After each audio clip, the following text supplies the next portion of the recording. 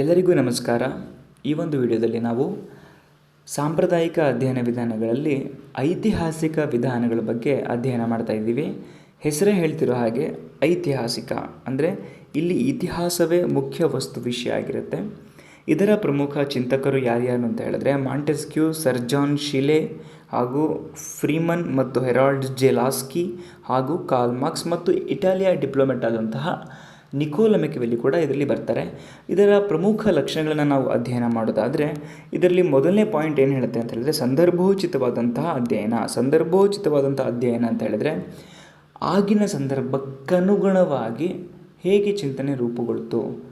ಇತಿಹಾಸದಲ್ಲಿ ಸಂದರ್ಭಗಳಿಗೆ ಹೆಚ್ಚು ಮಹತ್ವ ಆಗುತ್ತೆ. ಅದರಲ್ಲೇ ಹೇಳಿರೋ ಹಾಗೆ ಟೆಕ್ಸ್ಟುವಲ್ ಆ್ಯಂಡ್ ಕಾಂಟೆಕ್ಸ್ಟುವಲ್ ಅಂಡರ್ಸ್ಟ್ಯಾಂಡಿಂಗ್ ಅಂತ ಬರುತ್ತೆ.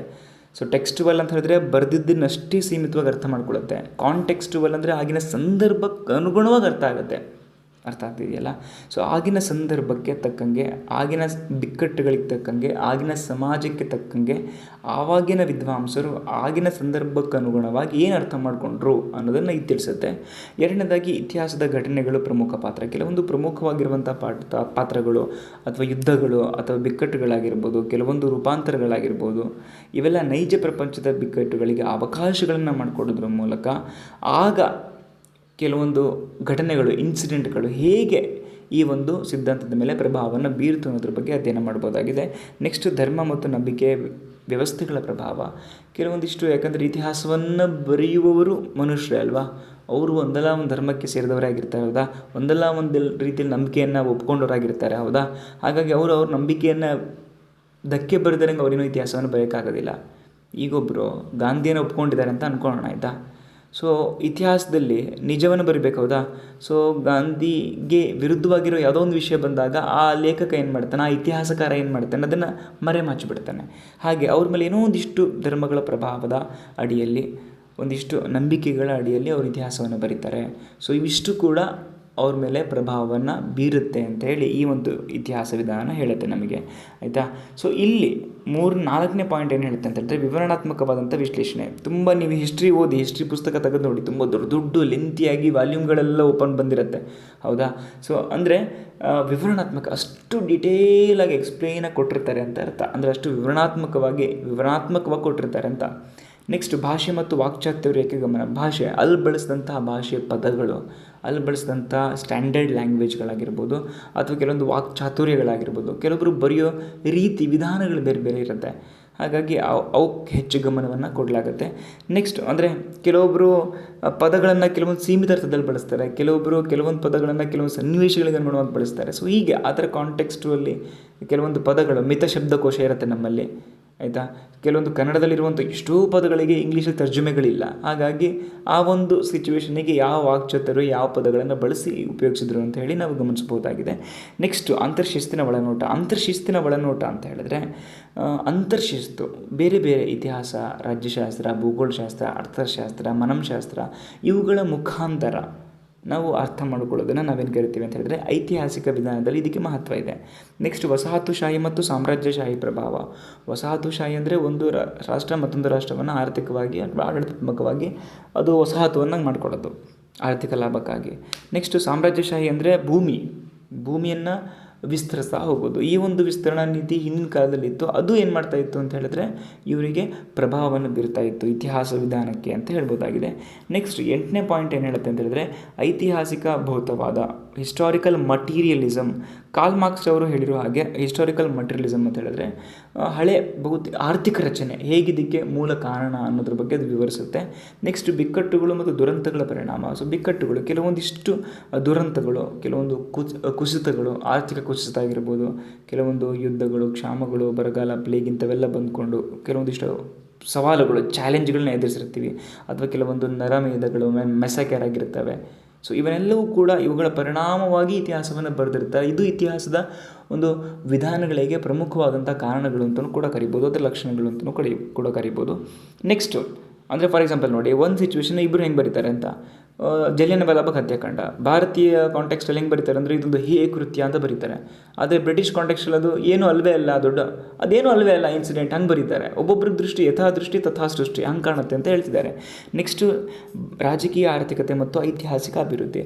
ಸೊ ರಾಜಕೀಯ ಪೊಲಿಟಿಕಲ್ ಹಿಸ್ಟೋರಿಕ್ಸಿಸಮ್ ಅಥವಾ ಎಕಾನಮಿ ಅಥವಾ ಐತಿಹಾಸಿಕ ಅಭಿವೃದ್ಧಿ, ಹೇಗೆ ಮನುಷ್ಯ ತನ್ನ ಆರ್ಥಿಕತೆಯ ಆಧಾರದ ಮೇಲೆ ಹೇಗೆ ರಾಜಕೀಯವಾಗಿ ಅದರ ಪ್ರಭಾವ ಬೀರ್ತಾ ಅನ್ನೋದಾಗಿರ್ಬೋದು, ಅಥವಾ ಇತಿಹಾಸದಲ್ಲಿ ಅವನು ಹೇಗೆ ಅದನ್ನು ಡೆವಲಪ್ ಮಾಡ್ಕೊಂಡು ಹೋಗಿದ್ದ ಅನ್ನೋದು, ಅದು ಇತಿಹಾಸ ಹೇಗೆ ಡೆವಲಪ್ ಆಗುತ್ತೆ.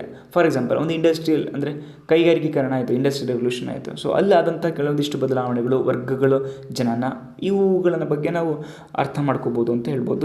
ಇವುಗಳನ್ನು 10 ಪಾಯಿಂಟ್ಸ್ಗಳನ್ನು ನೆನಪಲ್ಲಿಟ್ಕೊಳ್ಳೋಕ್ಕೆ ನಿಮಗೆ ದುಬೈನ ಏನು ಕ್ಯಾಪಿಟಲ್ ಸಿಟಿ ಥರ ಕರಿತೀವಿ, ಅಬುದಬಿ ವೀರ ಸಂವೈ ಅಂತೇಳಿ, ಅಬುದಬಿ ವೀರ ಸಂವೈ ಅನ್ನುವಂಥ ಒಂದು ಕಾಂಟೆಕ್ಸ್ಟಲ್ಲಿ ನೀವು ಇದನ್ನು ಅರ್ಥ ಮಾಡ್ಕೊಬೋದಾಗಿದೆ.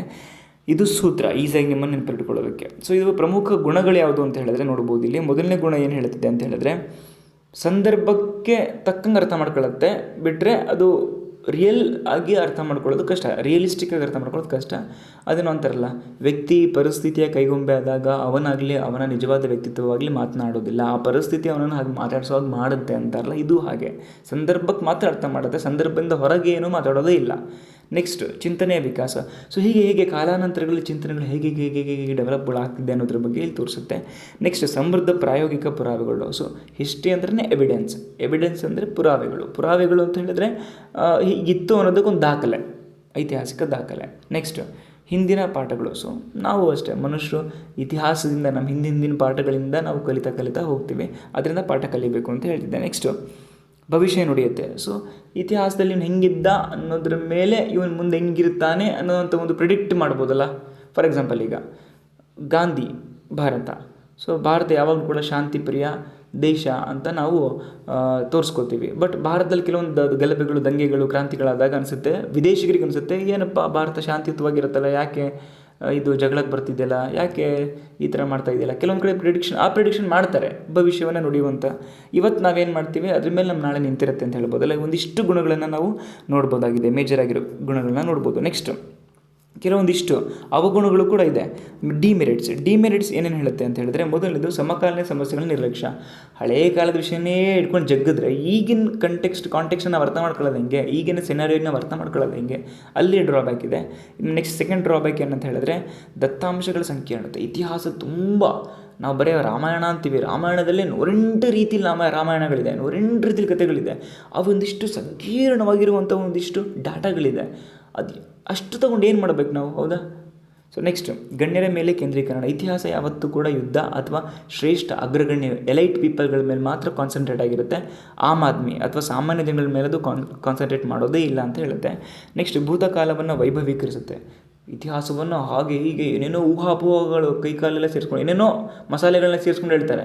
ಇನ್ಸಿಡೆಂಟ್ ಏನೋ ಚಿಕ್ಕದಾಗಿ ನಡೆದಿರುತ್ತೆ, ಅದನ್ನು ಏನೇನೋ ಮಸಾಲೆಗಳನ್ನ ಸೇರಿಸಿ, ಈಗ ನಾವೇ ನಮ್ಮ ಫ್ರೆಂಡ್ ಏನೋ ನಡೆದಿರುತ್ತೆ ಇನ್ಸಿಡೆಂಟು, ನಮ್ಮ ಫ್ರೆಂಡಿಗೆ ಹೇಳುವಾಗ ಅಯ್ಯೋ ಅದು ಹಾಗೆ, ಅಯ್ಯೋ ಇದು ಹೀಗೆ ಅಂತ ನಾವೇ ಏನೋ ಊಹಾಪೋಹಗಳನ್ನ ಕಲ್ಪನೆ ಮಾಡ್ಕೊಂಡು ಹೇಳ್ತೀವಿ.